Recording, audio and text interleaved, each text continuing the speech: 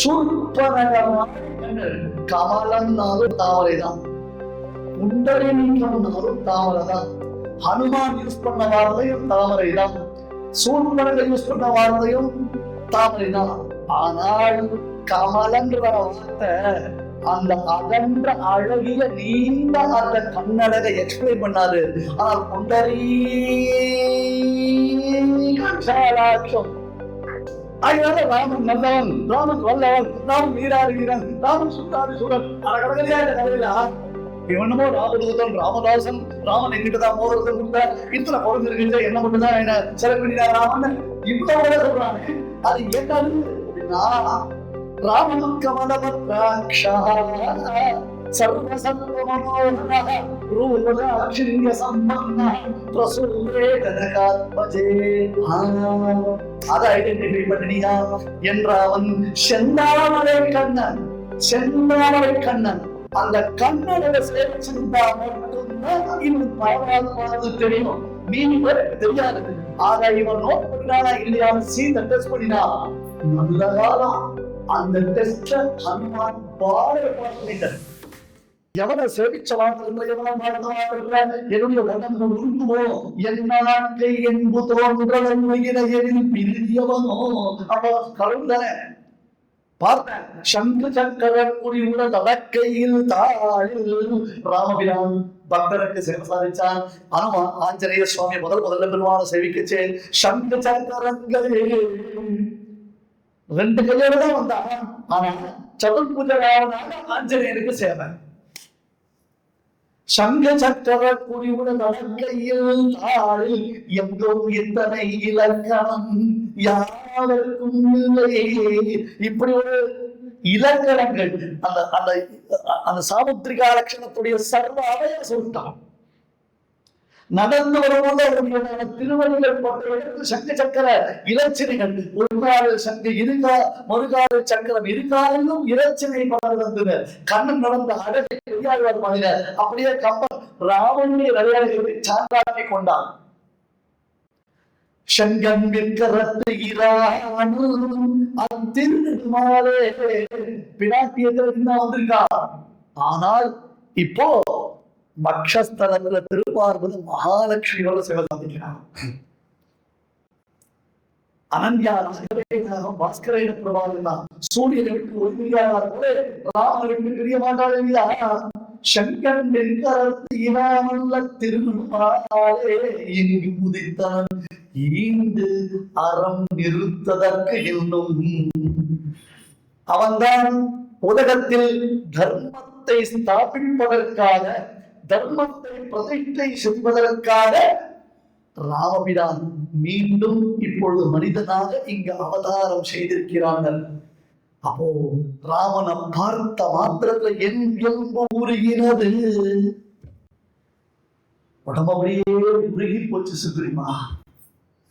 என் பிரபுவினுடைய மேன்மையை சேவித்த மாத்திரத்துல அப்படியே சொக்கி போயிட்டேன்.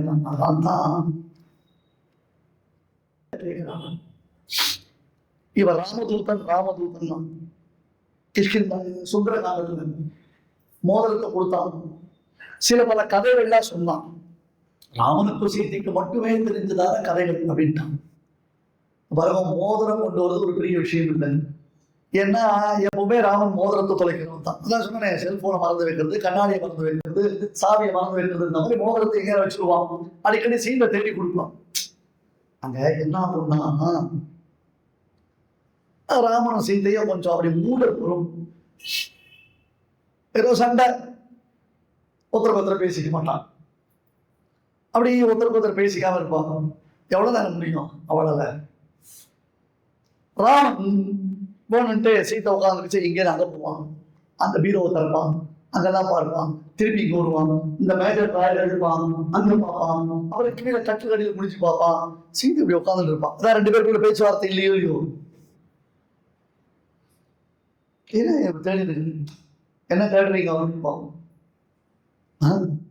ஒண்ணும் இல்லை, சண்டே பேசலாம், ஒண்ணும் இல்லை. சரி, மறுபடியும் அப்படி கட்டில் தூக்கி பார்ப்பான், அந்த பெட்டெல்லாம் எடுத்து பார்ப்பான், ஒரு பெட்ஷீட்லாம் உதறி பார்ப்பான். என்ன தேடுறீங்க சொல்லுங்களேன். ஒண்ணுமில்ல, ஒண்ணுமில்ல. அப்புறம் என்ன தேடி இருக்கீங்க? வந்தாச்சு இல்லையா? இந்த மோதிரத்தை வச்சுக்கீங்களா? அதான் உங்களுக்கு அப்போ வரும் பாருங்க. ஒண்ணு ஒரு பேர் கிடையாது. எங்க அப்பா அங்க வச்சுட்டீங்க, இங்க வச்சுங்களா, அங்க போனீங்களா, அங்க வச்சுங்களா, இங்க போனீங்களே, உன்னுடைய கேட்பா புத்தர் பேச ஆரம்பிச்சிருவா. அப்படி ஒண்ணும் இல்ல, ராமனுக்கு தெரியும் அதை கரெக்டா ஒரு இடத்துல வச்சிருப்பான். ஆனா ரெண்டு பேரோட சட்டம் இருந்தா அந்த சண்டையில சமாதானப்படுறதுக்கு இந்த மோதிரம், அந்த மோதிரம் தான் இப்ப சீதையை மறுபடியும் சமாதானம் பண்ண வந்திருக்கு, ஆஸ்வாதம் பண்ண வந்திருக்கா. சீதைகளை ஞாபகம் வருது. அதை துவைச்சி அதை எங்கேயோ தொலைஞ்சு போச்சு, அதை தூக்கிட்டு தான் போவாங்க. அது சாத்தியம். யாரோ எடுத்து வந்திருக்கா, ஓகே. கதை அது 2-3 உபன்யாசம். இப்பெல்லாம் எல்லாரும் யூடியூப் உபன்யாசம் கேட்டா அவளே உபன்யாசம் பண்ண ஆரம்பிச்சுடுறாங்க. ரொம்ப சிம்பிள். இப்பதான் ரிசர்ச் பண்றது ரொம்ப சூப்பர், தெரியலையா? அதாவது ஒரு புஸ்தகத்துல இருந்து எழுத்தா இருக்கிற நோட்ஸ் 4 புஸ்தகத்துல இருந்து கட்டிங் பேஸ்ட் பண்ணா அது ரிசர்ச். ரொம்ப சிம்பிள். இப்பெல்லாம் ரிசர்ச் சப்மிட் பண்றது ஒண்ணுமே கிடையாது. ஒரிஜினல் இன்டெலிஜென்ஸ் போயிடுது, எல்லாம் ஆர்டிஃபிஷியல் இன்டெலிஜென்ஸ் வந்துருக்கு. AI will you please help me to make this project தமிழாக அதை டைப் பண்ணி கொடுத்துருது இல்லையா? அதை படிக்காம கூட வந்து திருப்பி கொடுத்துருவான். இவன் கேட்டது ஹிஸ்டரி, அது கொடுத்தது ஹிஸ்டரி. அதுக்கு கூட கொஞ்சம் காது டப்பா இருக்கு. அதனால ராமனை இவன் சேவிச்சானா? ராமனுக்கு இவனுக்கும் என்ன சம்பந்தம்னா, ராமனை இவன் எப்படி அனுபவிச்சிருக்கான்? பக்தனுக்கு மட்டும்தான் பகவான ஆழ்ந்து அனுபவிக்கிற தன்மை உண்டு. மீதியெல்லாம் கற்பூத்தாலத்தை ஆச்சா கண்ண முடிக்கிற பேசு. ஆகையால சீத்தை கேட்டா, யானி ராமஸ்ய லிங்காணி லக்ஷ்மணஸ்ய சவானர. ஆஞ்சநேயா, ராமன் ராமன் ராமன் சொல்றீங்க, எங்க ராமனை பத்தி 4 வார்த்தை சொல்லுன்னா, இவன் ராமன் சகப்பா இருப்பான், ஹைட்டா கருப்பா இருப்பான், ஹைட்டா இருப்பான், கையில மோதிரத்தை வச்சுட்டு இருப்பான், அப்புறம் கம்பீரமா வருவான். இதெல்லாம் தான் எல்லாரும் சொல்லுவோம். இந்த உபன்யாசம் ஒரு வாரம் 10 நாள் நாங்கள் ராமாயணம் தான் சொல்லுவோம், மகாபாரதம். யார் உபன்யாசம் ஒரு நாள் கூட கேட்டிருக்க மாட்டாளோ அவளை தான் கடைசி நாளைக்கு பேச கூப்பிடுவோம். யார் ஒரு நாள் கூட உபன்யாசம் கேட்டிருக்க மாட்டாளோ அவளை கான்ஸ்டன்டா கடைசி நாள் பேச கூப்பிடுவாங்க. ஏன்னா வேற வழி இல்லை, அவ பெரிய மனுஷன் அவரை வச்சுதான் பேச விடுது. அவ சுவாமி சொன்னார், ரொம்ப நன்னா சொன்னார், ரொம்ப ரொம்ப நன்னா சொன்னார், ரொம்ப நன்னா சொல்லிட்டே இருந்தார், அவர் சொல்றதெல்லாம் கேட்டுட்டே இருக்கிறதா போல இருக்கு. ஏன்னா சொல்ல தெரியாது. இந்த இடத்துல ராமாயணத்துல சொன்னார், இந்த பாகவதத்துல சொன்னார், கீதையில சொன்னார், இது ரொம்ப முக்கியமான விஷயம், அப்போ சொல்ல மாட்டான். ஏன்னா காதல வாங்கிட்டு இருந்தா அதே சொல்லிதான். ஒருத்தர் என்ன பண்ணார், முதல் நாள் உள்ள வச்சே கிட்ட ஒரு சீட்டு கொடுத்து, இதுக்கு நீங்க ஆன்சர் சொல்லுங்க சுவாமிங்க. நான் அப்படியே வரக்கு போயிட்டேன், அதை அப்படியே விட்டேன். அவர் வரல, கடைசி நாள் அவரை பிரசிடென்டா கூப்பிட்டான். நமக்கு ஒரு சில பேர் அவர்தான் சுவாமிகள் கிட்ட ஒரு ஸ்லோகத்துக்கு விளக்கம் கேட்டேன், சுவாமி விளக்கம் சொல்லல. இன்னைக்கு சுவாமிகளே விளக்குமாறு, சுவாமிகளே நீ என்ன விளக்குமாறு. ஆமாப்பா, உன்னை வச்சு ஒரு பேசம் கொடுத்துட்டு நான் தான் விளக்குமாறு. அதனால ராமன் நல்லவன், ராமன் வல்லவன், ராமன் வீராதி வீரன், ராமன் சுத்தாதி சூரன். அட கடற்கரையா இந்த கதையில இவனமோ ராமதூதன், ராமதாசன், ராமன் எங்கிட்ட தான் மோதிரத்தை கொடுத்தார், இத்தனை குறைஞ்சிருக்கு, என்ன மட்டும்தான் என்ன செலவு பண்ணினார் ராமன், இவ்வளவு சொல்றானே. அது என்னது அப்படின்னா, ராமன் கமலபத்ராக்ஷா சர்வசர்வ மனோஹர ரூபதாட்சிண்ய சம்பன்ன பிரசூதே கனகாத்மஜே. அதை ஐடென்டிஃபை பண்ணியா என்றாவன் செந்தாமரை கண்ணன், செந்தாமரை கண்ணன்.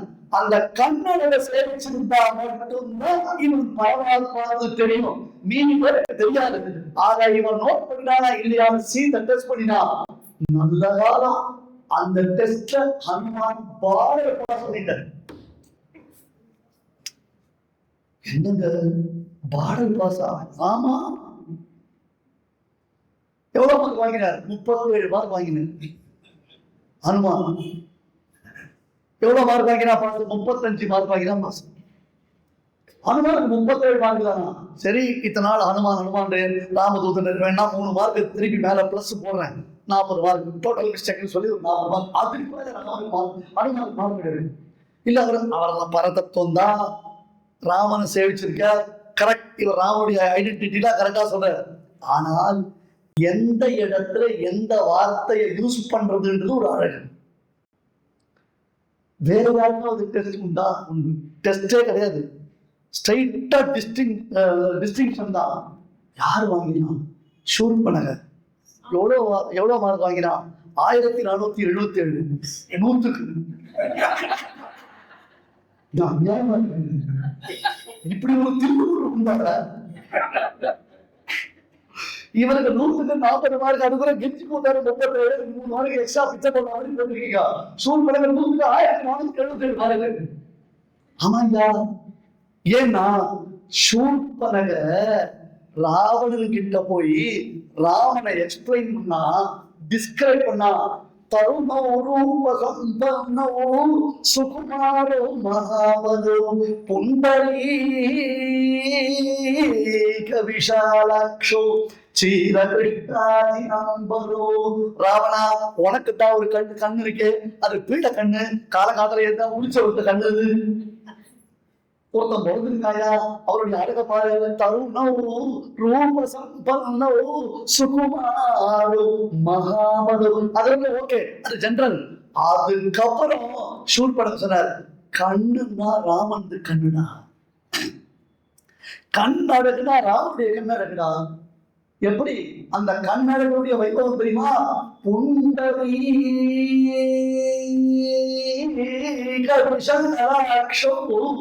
கரியவாகி புடை பறந்து மிளிர்ந்து செவ்வரியோடி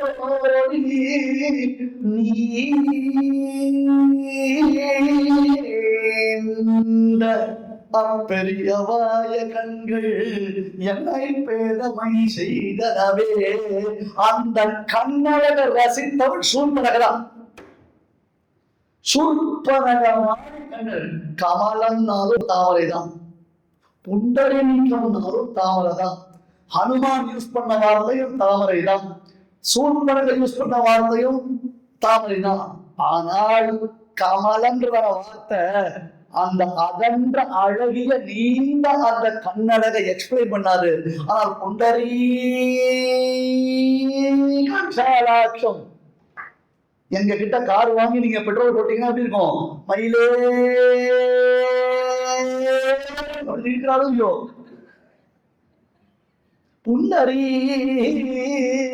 புண்டரீகாட்சோ சீரகிருஷ்ணாதி நம்பரோ. சூழ்பனகதா 100க்கு 1477 மார்க். அப்படி ராமனுடைய பரதத்துவத்தை, அவனுடைய மேன்மையை, அவனுடைய பிரபாவாதிசயத்தை அனுபவித்திருக்கிறார்கள். ராமன் என் தெய்வம் என்பதை, இதோ என் தெய்வம் அப்படின்னு அவனை காண்பித்தவா இருக்கான். தார ராமனை ஸ்தோத்திரம் பண்றான். மண்டோதரி ராமனை சேவிச்சிருக்கா. இப்படி பல பேர் சேவிச்சிருக்கா. ஆனா பிரத்யட்சமா தெய்வமாக உபாசித்தவர்கள் அத்தனை பேர் விசேஷமா இருக்கா. எதிரியாயிருந்தும் ராமனை அனுபவித்தவர்கள் உண்டு. அதனுடைய விசேஷங்களை எல்லாம் நாளைய உபன்யாசத்துல பார்க்கலாம். கவிதா சிம்மாய கல்யாண ஸ்ரீமதே வெங்கடேஷாய வேதாந்த நமः.